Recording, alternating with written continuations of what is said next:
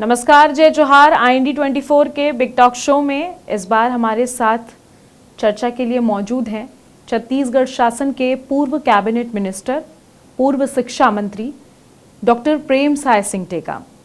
सबसे पहले तो सर बहुत बहुत स्वागत है आपका प्रणाम। हमारे शो में नमस्कार। जुड़ने के लिए, समय देने के लिए बहुत बहुत शुक्रिया सर। बहुत कुछ चल रहा है, बीते सालों से नई सरकार बन चुकी है अब, और अगर मैं सरकार की बात करूं तो वर्तमान में आप सरकार को लेकर के क्या सोचते हैं, क्या सोच है आपकी? वर्तमान सरकार की हालत तो बहुत खराब दिख रही है लोगों को। जिस उद्देश्य से जनता ने भाजपा को वोट दिया था, उसमें कहीं ये लोग खरे नहीं उतरे। जो शांति का टापू हमारा छत्तीसगढ़ है, जिस राज्य में कलेक्टर का ऑफिस और एसपी का ऑफिस सबसे जो सुरक्षित रहता है, वहाँ आगजनी हो जाता है, तो ये तो सरकार की विफलता है। और सरकार ने जितने वायदे किए थे, सब में कहीं आपका ये सफल नहीं हुए हैं। चाहे किसानों का मामला हो, चाहे बच्चों का मामला हो, महिलाओं का हो, जो कर्मचारियों का हो, जितने वायदे करके आए थे, पंचायत के सचिवों का हो, वो तो लिखित में बोल के आए थे कि हम इतने महीने में आपको कर देंगे, लेकिन किसी भी घोषणाओं का ये लोग की निवारण नहीं कर पाए। और जब चुनाव हो रहे थे तो बोले कि भाजपा का और मोदी की गारंटी, तो ऐसा लगता है कि मोदी की गारंटी की भी कोई गारंटी नहीं है। कोई गारंटी का इन्होंने पूरा नहीं किया। तो लोगों में काफ़ी असंतोष है, और मुझे नहीं लगता कहीं कि सरकार ना भी कहीं कोई चीज़, सब जगह आगजनी हो रहा है, कहीं घटनाएं हो रहे हैं, लूटपाट हो रहा है, चोरी हो रही है, चाकूबाजी हो रहा है, सब महिलाएं सुरक्षित नहीं हैं। तो ऐसे में तो लगता है कि कहीं सरकार ना भी कहीं कोई चीज़ नहीं रह गई है। अभी आपका जो घटना रायपुर में जो हुआ, ये कोई जो कल्याणकारी जो सरकार है, चुनी हुई सरकार हो, ये बरसात के समय और रात में किसी का घर जाके तोड़ दें, बच्चे बिलख रहे हैं, माताएं वहाँ की जो उनके रो रही हैं, ऐसे बरसात में वो लोग कहाँ जाएंगे? मतलब ये तो अमानवीय कृत्य है ये। मतलब इस प्रकार की अगर सरकार अगर कर रही है तो बहुत ही निंदनीय है, और इस सब बिल्कुल अमानवीय कृत्य करने जा रही। पर सरकार का कहना है कि हमने अगर तोड़ा है तो एक ही दिन के अंदर अंदर उनको घर रहने के लिए भी दिया है। नहीं तो जब जिस समय अगर तोड़ना था, तो जिस समय अतिक्रमण हो रहा था, उस समय क्या सरकार सो रही थी क्या? उस समय क्यों नहीं जगह सरकार? और बरसात का समय उन्होंने क्यों चुना, और रात का समय क्यों चुना?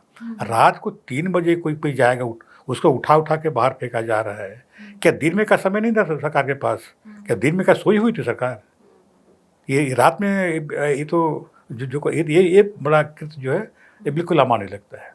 तो कुल मिला के सरकार का वर्तमान कार्य को लेकर जिस तरीके से वो कह रही कि कार्य बहुत अच्छा हो रहा है, ये तो सरकार तो ये खाली उत्सव मनाने में लगी हुई है। अभी आपका सुशासन उत्सव पूरा प्रदेश में मनाया गया है, और जहाँ उत्सव मनाया गया था वहीं जाके सब लोग भड़क रहे हैं। मंत्री भड़क रहा है, सांसद उनको गाली दे रहा है, विधायक बोले कि हमारा कोई सुन नहीं रहा है। तो अगर जब विधायक जब बोल रहा है कि हमारा कोई सुन नहीं रहा है, मंत्री बोल रहा है कि हमारा कोई सुन रहा है, तो सरकार चल कहाँ रही है? सरकार कहाँ है इस बीच में? विपक्ष के रूप में अगर मैं बात कांग्रेस की भूमिका की करूं तो क्या कहेंगे आप? देखिए, कांग्रेस पार्टी चाहे सत्ता में हो चाहे विपक्ष में हो, अपनी भूमिका में ये लोग काम करते हैं। आज जो जनता ने विपक्ष में रहने का अवसर दिया है, सरकार के हर विफलताओं को हर मोर्चे पे, चाहे जिला स्तर का हो, ब्लॉक स्तर का हो, सब जगह कांग्रेस के कार्यकर्ताओं के द्वारा, कांग्रेस के नेताओं के द्वारा सदन से लेके सड़क तक इसको उठाया जा रहा है। चाहे बिजली का मामला हो, चाहे लूटपाट का मामला हो, तमाम जितने जो हो रहे हैं, सब के बारे में कांग्रेस पार्टी जनता के साथ खड़ी है। जनता की आवाज़ बनकर, पूरे प्रदेश में उसकी आवाज़ बनकर जो काम करे, तो विपक्ष की जो भूमिका है उसको करने के लिए कांग्रेस पार्टी बिल्कुल कटिबद्ध है, और जनता की आवाज़ को आगे उठाता ही रहेगा।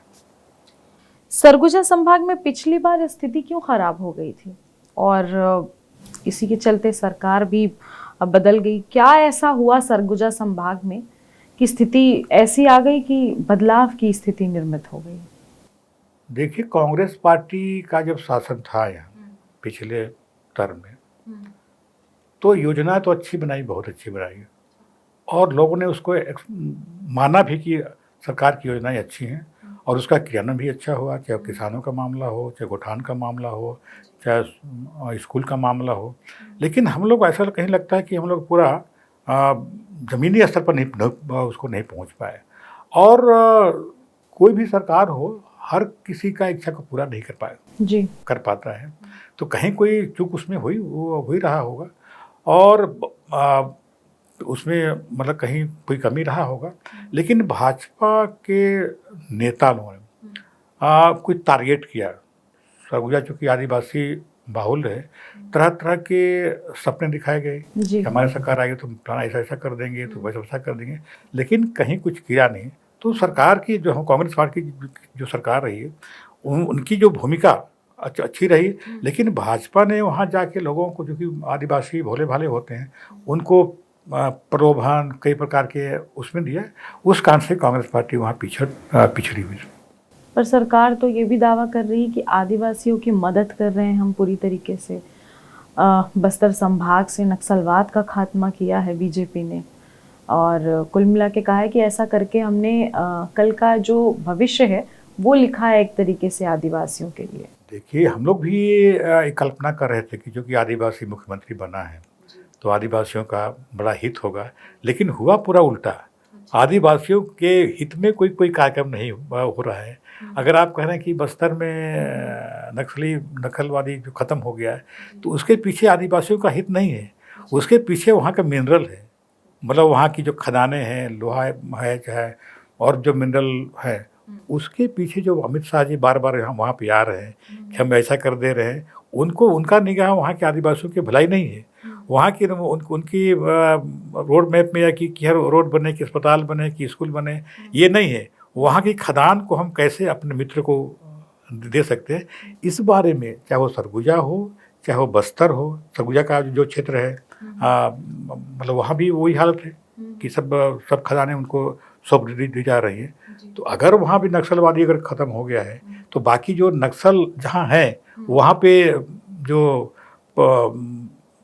सुविधाएं जो मिलती हैं बाकी लोगों को, वो तो अभी तो जो करते हैं, वो तो बराबर है। तो कहाँ ना आपके अनुसार किया क्या जाना चाहिए था? सरकार को क्या करना चाहिए था उनके लिए? पहले वहाँ के लोगों को विश्वास जीतना चाहिए था। वहाँ के डेवलपमेंट करना चाहिए। जो कमियां हैं, वो स्वास्थ्य की कमी है। अब स्कूल में स्कूल बंद कर दिए। स्कूल बंद करने की क्या औचित्य था? स्कूल जहाँ जो नक्सली क्षेत्र जहाँ पे था, बिल्कुल इंटीरियर में, वहाँ पे स्कूल खोलना था, शिक्षकों की भर्ती करनी थी ताकि लोग पढ़ाई कर। वो तो किया नहीं। उन्होंने कहा कि हम नक्सली ख़त्म कर दिए, उसके बाद पूरा स्टॉप। तो ये ऐसा थोड़े होता उसमें होता है। अगर वरिष्ठ नेता होने के नाते मैं बात करूं तो एक लगातार बयानबाजी होती है और कहा जाता है कि कांग्रेस में गुटबाजी है, उसको लेकर क्या कहेंगे? देखिए, कहीं कोई गुटबाजी कांग्रेस में नहीं है। ये केवल बाहरी दिखावा वो लोग करते हैं, और जो भाजपा लोग को पलने की, भाजपा अपने में देखें कि कहाँ गुटबाजी उनको दिख रही है। कांग्रेस में कहीं गुटबाजी नहीं है। हर जो बड़े आंदोलन होते हैं, अभी से बिशामपुर में जो नगर पालिका चुनाव, नगर पंचायत का चुनाव हो रहा था, उस चुनाव में सब गए थे।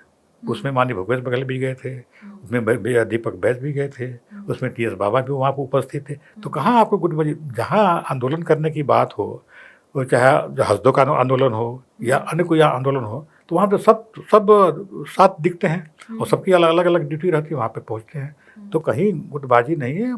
थोड़ा बहुत मतभेद रहते हैं, लेकिन मतभेद उसमें कहीं नहीं है। आगे आने वाले समय में हम लोग बिल्कुल इकट्ठा होकर और मजबूती से लड़ेंगे, और जो जनता की जो सेवा करें।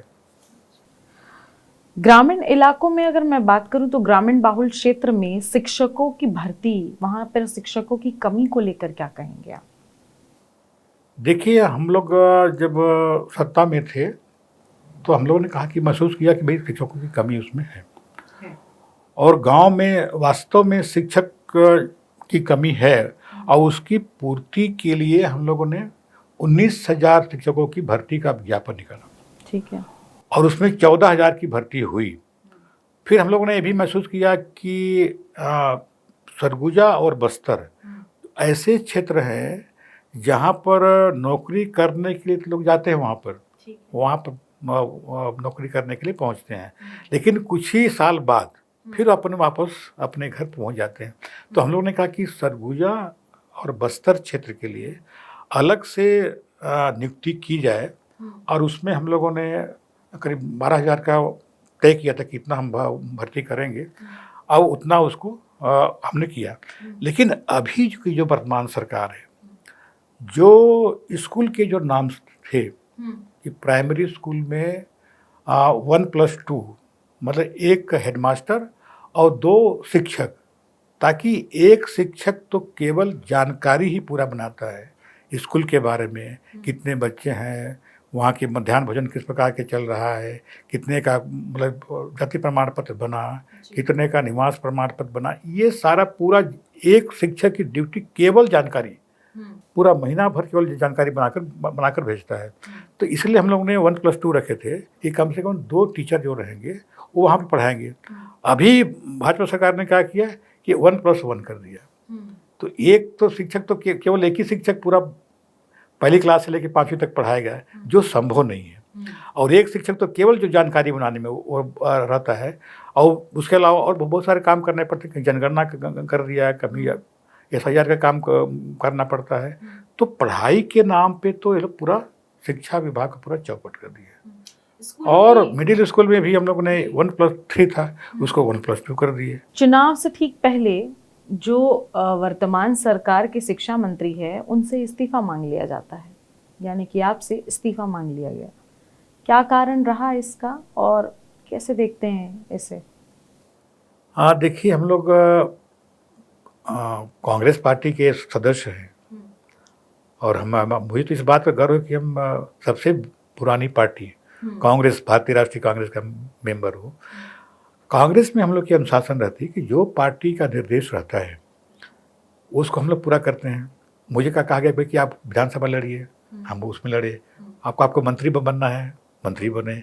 और उन्हें कहा कि आपको इस्तीफा देना है। तो जो पार्टी का जो निर्देश होता है उसको पालन करना हम लोगों का धर्म रहता है उसमें, कि जो निर्देश पार्टी का होगा उससे हम लोग उसका पालन करते हैं। और उसमें कोई पद, चाहे वो कोई अध्यक्ष का पद हो, कोई मंत्री का पद हो, वो कोई मायने नहीं रखता। आपत्ति नहीं थी आपको कि मैं ही क्यों, मुझी से क्यों इस्तीफा मांगा जा रहा है? नहीं, मतलब बात मैं ये बोल रहा हूँ कि जो चाहे अध्यक्ष हो, चाहे मंत्री हो, चाहे विधायक हो, ये कोई मायने नहीं रखता है। मेन ये है कि भाई हम जिस पार्टी के मेंबर हैं उसका जो निर्देश होता है, उसके हाईकमान का जो आदेश होता है, उसका पालन करना है। प्रेमसाय सिंह टेकाम जी की आगे की रणनीति क्या है चुनाव को लेकर के? हम अब अपने क्षेत्र में सक्रिय रूप से काम करते हैं, लोगों के संपर्क में हैं, लोगों के सुख दुख में वहाँ खड़े होते हैं। जो वहाँ की जो भी कठिनाइयाँ हैं, चाहे वो किसानों की, चाहे खाद बीज का लेकर हो, चाहे बिजली व्यवस्था की लेकर हो, चाहे अन्य कोई ऐसी कोई समस्या, चाहे रोड की व्यवस्था की लेकर हो, जहाँ उनको लगता है कि यहाँ तकलीफ है उनको, तो वहाँ पे हम खड़े रहते हैं। आगे आने वाले समय में निश्चित रूप से अगर कांग्रेस पार्टी अगर चाहेगी तो टिकट मिलेगा तो हम लड़ेंगे, और अगर टिकट अगर नहीं मिलेगी तो हम कांग्रेस का काम करेंगे। जिसको भी प्रत्याशी बनाया जाएगा उसको जिताने का प्रयास करेंगे ताकि सरकार हमारी बन जाए। सरकार हमारी बनेगी तो यहाँ की जो लोगों की सेवा है वो हम करेंगे। अच्छा, बहुत सारी चीज़ें चलती रहती हैं इस दौरान। आपको क्या लगता है कि वर्तमान समय में अभी सरकार को किस किस चीज़ पर फोकस करना चाहिए? मुख्य क्या मुद्दे होने चाहिए सरकार के? देखिए, सरकार को जो जनता के मंशा एक तो क्या है उसका अध्ययन करना चाहिए, उसमें उन्हें करना चाहिए। जो वायदे इन्होंने किया, चाहे वो कर्मचारियों के हित में हो, चाहे आंगनबाड़ी के हित में हो, चाहे मितानिन का हो। तो अभी तूता में अभी कुछ लोग स्ट्राइक में बैठे हुए हैं, जिनको समयबद्ध तरीके से कहा था कि हम ये काम आपको करेंगे, मोदी की गारंटी है, वही आपने नहीं किया। गैस देने की बात महिलाओं को कहे थे कि 500 रुपये में गैस देंगे, वो भी आपने नहीं किया। तो तमाम अब आपके जो इनकी जो महत्वपूर्ण जो जो कार्यक्रम है महतारी बंधन, कुछ लोगों को मिल रहा है, कुछ लोगों को नहीं मिल रहा है। बोले कि वो आपका केवाईसी नहीं करवाया हुआ। जिनको अगर नहीं देना है उनको केवाईसी का बहाना मार दिए। अब केवाईसी में कभी आप बोलो कि आपका सर्वर डाउन है, तो कभी कभी कुछ है। तो बहानेबाजी न करके जो वायदे इन्होंने किया है वो पूरा करें। जो हम लोग की योजना किसानों का था, किसानों के लिए चाहे वो धान खरीदी, तो धान खरीदी में अभी इतना जो दिक्कत, पंजीयन कराओ, पंजीयन के बाद फिर एग्री स्टेक कराओ, फिर आपका कहाँ से आपका धान यहाँ पे आ गया, घर में घुस के उसकी जांच करो। ये तो कभी नहीं हुआ था हम लोगों ने। हम लोग भी तो सरकार चलाए थे, लेकिन ये तो कभी नहीं। तो ऐसे लोगों को बिल्कुल हतोत्साहित करना, तंग करना, ये मेरे ख्याल से ये सरकार को नहीं करना चाहिए।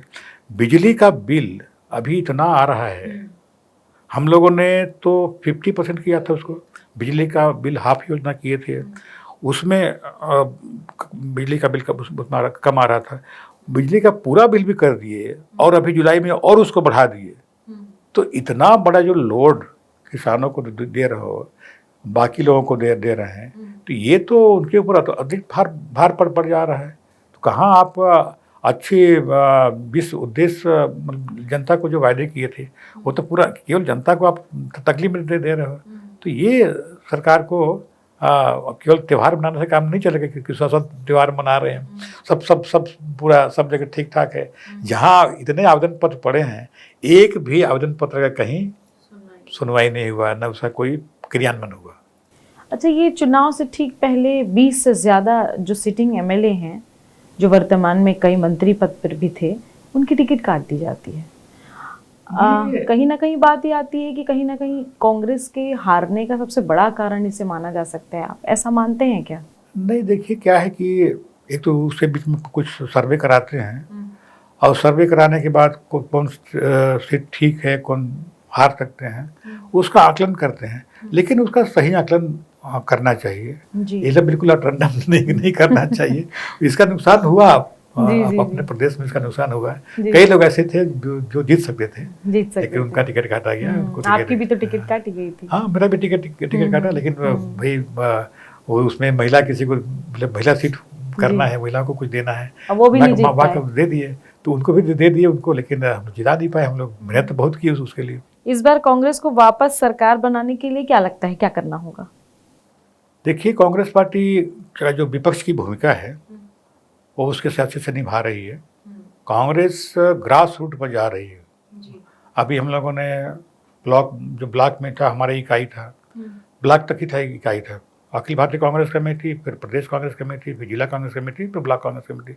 अभी हम लोगों ने संगठन स्तर पर मंडल कमेटी बनाया है, मंडल के बाद ग्राम कमेटी हम लोगों ने बनाया है। तो सब जगह बराबर उसकी बैठकें हो रही है। हम जो सरकार की जो विफलता को वहाँ तक पहुँचा रहे हैं, और कांग्रेस ने जो 5 साल में जो काम किया, चाहे बिजली के क्षेत्र में, चाहे शिक्षा के क्षेत्र में, चाहे स्वास्थ्य के क्षेत्र में, जो भी काम किया वो उसको हम लोग वहाँ तक पहुँचा रहे हैं। और लोगों को ये भरोसा दिला रहे हैं कि कांग्रेस कमेटी की सरकार, अगर कांग्रेस की सरकार बनेगी तो निश्चित रूप से आप लोगों की हित में अच्छा काम होगा, और प्रदेश की तरक्की होगी, प्रदेश का विकास होगा। डॉक्टर साहब, आप मानते हैं कि हार का सबसे बड़ा कारण जो है वो आपसी मतभेद रहा है कांग्रेस का? नहीं, ऐसा देखिए, जनता की जो मूड के ऊपर रहता है कि कोई भी सरकार चल रही है, तो सरकार जब जनता के लगता है कि अब बहुत सारे काम ये लोग कर दिए, अब नए की उम्मीद करते हैं वो लोग कि नए किस प्रकार से उसमें किया जाए। तो मैंने जैसे कहा कि बहुत सी सरकार की योजनाओं को हम लोग ग्राम तक नहीं पहुंच पाए, हमारे कार्यकर्ताओं तक नहीं पहुंच पाए। एक तो हमारा वो रहा, और उसके बाद हम लोग महिलाओं के लिए जितना करना चाहिए था नहीं कर पाए। और भाजपा महिला में महतारी बंधन योजना एक लाई जी, और महतारी बंधन योजना की ऐसा प्रचार किया कि बिल्कुल हम लोग आप लोगों को पूरा माला माल कर देंगे, 1000 रुपया आप लोग को हर महीना देंगे। कोई लोगों ने एडवांस भी दे दिया, उनके एनजीओ काम कर रहे थे, कहीं 2-2 महीने का एडवांस दे दिया। तो जनता इस भ्रम में आ गई। अच्छा, कि सही में ये लोग अच्छा फ्री काम में कर रहे पैसा हैं। मिल रहा है हाँ, बैठे हाँ, बैठे। किसानों का तो हम लोग तो किए थे, हाँ। लेकिन ये लोग बोले कि हम हमें आधी भी। आधी आबादी जो बिल्कुल। महिला हैं उनको हम लोग, और उसके झांसे में ये लोग आगे महिलाओं को कहा कि भी आप 1,000 रुपये महिला आपको देंगे भंडारी बंधन, और गैस का 500 रुपये में आपको गैस देंगे। तमाम चीज़ें उन्होंने जो ऐसी घोषणाएं की कि लोग लुभावन जो बातें उन्होंने किया, उसके भ्रम में जनता आ गई और इसलिए हम लोग पीछे रहे। और उन्होंने एक बात तो ये तय है कि दो हमारे जो ध्रुव हैं, एक उत्तर ध्रुव जिसमें सरगुजा संभाग और दक्षिण ध्रुव जिसमें बस्तर संभाग, दोनों आदिवासी बाहुल्य क्षेत्र हैं। और ये भारतीय जनता पार्टी के जो नेता हैं उन्हें पहला फोकस किया सरगुजा में, और वहाँ पे उन्होंने जो भी लुभावने अपना वायदे किए, और बस्तर में भी वो वही किया, और इसका परिणाम रहा कि हम लोग वहाँ पीछे उसमें रहे। क्या लगता है सरगुजा संभाग की स्थिति को सुधारने के लिए क्या करना होगा? नहीं, मैंने कहा कि संगठन को मजबूत करना है और लोगों को, और हर को गांव तक जाना है, लोगों तक पहुंचना है और संघर्ष करना है, रोड पे उतरना पड़ेगा हम लोग को। अभी भी जब आप थे तब क्या लगता था कि डेवलपमेंट अभी भी बाकी है, और अभी की स्थिति अगर मैं बात करूं तो कितना डेवलपमेंट हुआ है वहाँ पर, कितना विकास देखा है? सरगुजा संभाग में तो मैं देखता हूँ कि स्वास्थ्य विभाग पूरा चौपट, जितने हमारी योजनाएं हैं सबको बंद कर दी है। जो चाहे जो भी आपका जो दाई दीदी योजना थी, वो आपका एक अलग से हम पूरा नगरीय क्षेत्र में अस्पताल, चलता फिरता अस्पताल था, वो बंद कर दिए। जेनरिक दवाइयाँ थे वो बंद कर दिए। रोड का बनाने के नाम पे पूरा जीरो, पूरा रोड की स्थिति इतना खराब हो चुकी है कि कोई देखने वाला कोई नहीं है। पता नहीं ये लोग विभाग वाले उसमें क्या कर रहे हैं, हर जगह जर्जर सड़क इतना हो गया है। तो ये इसमें हम लोग पूरा फोकस करेंगे इसमें कि उनकी जो कमियां हैं उसको उजागर करेंगे, ताकि लोगों की समझ में आए कि लोग पछता रहे हैं, चाहे वो बस्तर का हो, चाहे सरगुजा का हो, चाहे मध्य क्षेत्र के हो। आज लोग पछता रहे कि हम कहाँ ये भारतीय जनता पार्टी को बिठा दिए, ये तो पूरा हम ही लोगों को डंडा मार रही है। एक अंतिम सवाल लूंगी मैं कि आपको क्या लगता है कि इस बार अब कांग्रेस पहली बार की तुलना में ज्यादा बेहतर है? देखिए, कांग्रेस पार्टी की जो भूमिका रहती है, चाहे वो पक्ष में रहे चाहे शासन में रहे, गरीबों को और किसानों को सभी को लेके वो सबको साथ में लेके चलने की कोशिश करता है और सबके लिए योजना भी बनाती है। तो आगे आने वाले समय में जो हमारी जो पुरानी योजनाएं थी, जो इन्होंने बंद कर दिया है, भारतीय जनता पार्टी का काम यही रहता है कि जितनी योजनाएं कांग्रेस के समय बनी थी वो सबको बंद कर दिया। तो हम उन योजनाओं की फायदा देख के कि क्या उसमें लोगों का हित छुपा हुआ था, कितना उसमें फायदा हो रहा था, उसको आकलन करके सरकार बनेगी तो निश्चित रूप से हम जन कल्याणकारी जितनी योजना है उनको हम लोग करेंगे और लोगों को ऐसा फायदा दिलाएंगे उसमें। लगातार जिस तरीके से राहुल गांधी लोगों से जनसंपर्क कर रहे हैं, युवाओं से बात कर रहे हैं जाकर, और हमेशा रोजगार की बातें कर रहे हैं, क्या लग रहा है इन सब बातों से आने वाले समय में फर्क पड़ेगा? निश्चित रूप से फर्क पड़ेगा। हमारे राहुल गांधी जी हमारे नेता हैं, उन्होंने युवाओं की बात, युवाओं की गूंज एक कार्यक्रम दिया है। उसमें जितने एक तो किसी को रोजगार नहीं मिल पा रहा है, 2 करोड़ और यहाँ 1 करोड़ रोजगार देने की बात कही थी, आज कहीं भी नियुक्ति नहीं हो रही है, किसी भी नियुक्ति नहीं है। ऊपर से आपका ये पेपर लीक हो रहा है, हर जगह पेपर लीक हो जा रहा है। परीक्षा इतने बच्चे इतने मेहनत करते हैं, पढ़ाई करते हैं, उसमें माँ बाप भी उसमें मेहनत करते हैं। कई जगह तो जगह जमीन बंधक रख के पढ़ाते हैं लोगों को। अगर आज आखिरी समय में पेपर लीक हो गया तो पूरा चौपट हो गया, पूरा सपना चौपट हो गया। तो ये उसको लेके जो हमारे युवा साथी हैं उनको लेके राहुल गांधी ने जो पूरे देश में जो मुहिम छोड़ा है, निश्चित रूप से छत्तीसगढ़ भी उस पग में आगे बढ़ रहा है और यहाँ भी लोग उस मूवमेंट को आगे बढ़ा रहे हैं। आने वाले समय में क्या लगता है, नए चुनाव में बदलाव की स्थिति है? अब वो तो चुनाव का अभी 2.5 साल तो है, लेकिन अभी से लोग उब रहे हैं। लोग पछता रहे हैं, तो अभी लोग बोलते हैं कि अभी अगर अभी चुनाव हो जाए तो हम बिल्कुल वो पूरा बदलाव हो जाएगा। तो इन भावनाओं को लेके और कांग्रेस भी मेहनत करेगी, कांग्रेस भी अपना लोगों के बीच जाके अपनी बात रखेगी, वहाँ पे संगठन को मजबूत करने की बात रखेगी। युवाओं के लिए हम क्या कर सकते हैं उस बारे में सोच, पढ़ाई के बारे में सोच, परीक्षा में नकल लीक ना हो, इस बारे में भी कुछ कानून बनाकर करना चाहिए। ये हम लोग करेंगे। तो ये थे हमारे साथ पूर्व कैबिनेट मिनिस्टर, पूर्व शिक्षा मंत्री डॉक्टर प्रेमसाय सिंह टेकाम, जिन्होंने शिक्षा, स्वास्थ्य, बेरोजगारी, यूथ, इन सभी मुद्दों पर चर्चा की। साफ तौर पर अगर मैं बात करूं तो कांग्रेस के लोग, कांग्रेस के पूर्व मंत्री या कांग्रेस के वरिष्ठ नेता सभी कॉन्फिडेंट है। इनका कहना है कि जिस तरीके की स्थिति अभी व्याप्त है वर्तमान समय में, आने वाले समय में ये आसानी से कम बैक कर सकते हैं, और जिन स्थिति पर अब तक ध्यान नहीं दिया गया है वर्तमान सरकार द्वारा, उन सभी को वो पूरा करेंगे। और कुल मिलाकर अगर बात करें तो कांग्रेस जो है वो पूरी तरीके से तैयार है आने वाले समय के लिए, और बहुत सारे मुद्दे ऐसे हैं जो उनका कहना है कि हम उठाएंगे। सड़क से लेकर सदन तक की लड़ाई वो लड़ेंगे, और आगामी समय में निश्चित रूप से एक बार फिर से कांग्रेस की सरकार बनाएंगे। तो बहुत बहुत धन्यवाद सर, धन्यवाद हमारे शो में समय देने के लिए। धन्यवाद निधि।